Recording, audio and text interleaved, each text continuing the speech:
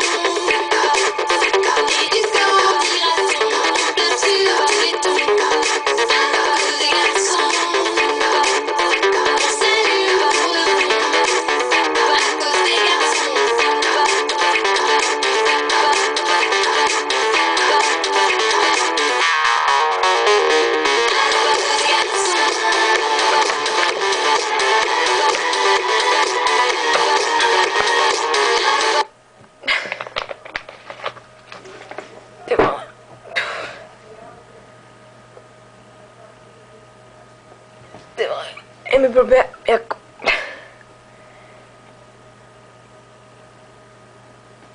Já se budu blít.